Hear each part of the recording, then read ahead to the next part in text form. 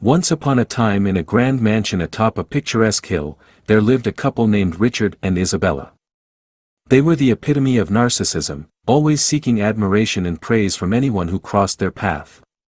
Their lives revolved around their own image, their material possessions, and the relentless pursuit of perfection. Richard was a successful lawyer, and Isabella was a socialite known for her beauty and grace. Together, they made a powerful, enviable couple in the eyes of the world. But within the walls of their luxurious mansion, their world was a web of superficiality, perfectionism, and constant judgment. Richard and Isabella had two teenage children, Lucy and Daniel, who were unwittingly cast into the roles of the scapegoat and the golden child, respectively. Lucy, the scapegoat child, had inherited her parents' stubbornness and their unwillingness to conform to their shallow ideals. She was a free spirit, an artist at heart, and had a natural inclination towards compassion and empathy. Her fiery red hair was a symbol of her spirit, and her bright green eyes reflected the passion with which she viewed the world.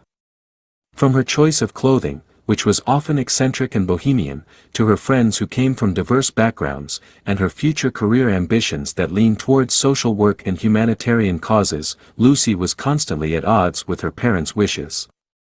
She was seen as the rebellious one, disrespectful and ungrateful for the extravagant lifestyle her parents provided. Her defiance only fueled her parents' resentment, causing them to heap blame and criticism upon her. Daniel, on the other hand, was the golden child. He had mastered the art of mirroring his parents' narcissism, always ensuring that he reflected their values and preferences. Tall, athletic, and blessed with a charming smile, Daniel excelled in academics, sports, and social activities, all to please his parents and earn their adoration. He was the valedictorian of his class, captain of the soccer team, and a member of the student council. Richard and Isabella celebrated Daniel's every achievement and basked in the glory he brought to their family name. They saw him as the embodiment of their perfection, and he reveled in the attention and affection that showered upon him. As the years passed, the divide between the siblings grew wider. Lucy sought solace in her own interests, creative pursuits, and a tight-knit group of friends who appreciated her for who she was. She painted, wrote, and volunteered at the local community center, where her empathy and warmth shone like a beacon of hope. Her friends became her chosen family, and her aspirations to make the world a better place grew stronger.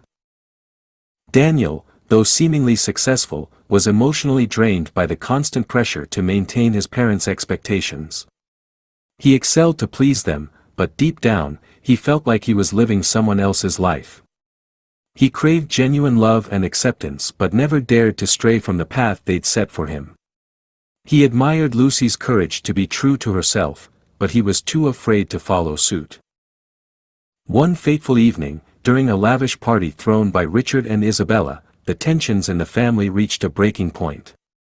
Lucy, feeling cornered and resentful, confronted her parents about their self-centered existence. She spoke of her desire for freedom, individuality, and true connection, a life not bound by societal expectations and materialism. Her words, met with shock and disbelief, caused her parents to unleash a storm of insults and disapproval upon her. They accused her of throwing her life away, of being a disappointment, and of never living up to their lofty standards.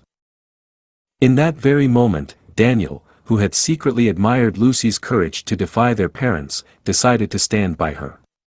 He recognized the emptiness of their family's values and the damage it had caused. Breaking away from the role of the golden child was a monumental step, and he knew it would come at a great cost. But he couldn't bear to see Lucy suffer alone. He, too, spoke up, revealing his own struggles with the overwhelming pressure to be perfect in his parents' eyes. He confessed that he had longed for their love and approval but had never received it for who he truly was. The confrontation was intense, with anger, tears, and accusations flying between all family members. The party guests were in shock, witnessing a side of the family that had always been carefully hidden behind their veneer of perfection. Yet, it was a turning point. The parents were forced to confront their own flaws, their obsession with materialism and status, and the damage they had done to their children. Over time, the family began to heal. Richard and Isabella started therapy to address their narcissism and began to explore their own traumas and insecurities that had driven their behavior.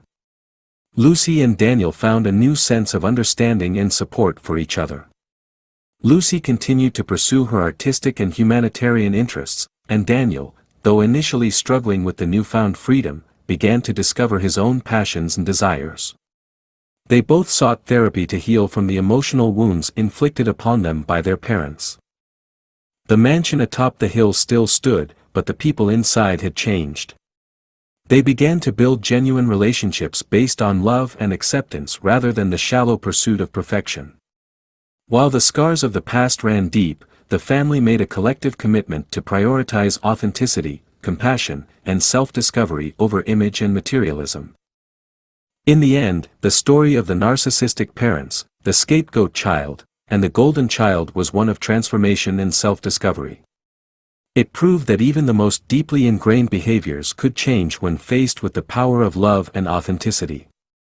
The grand mansion atop the hill remained, but the mansion within the hearts of Lucy, Daniel, Richard, and Isabella was where the most significant renovation took place.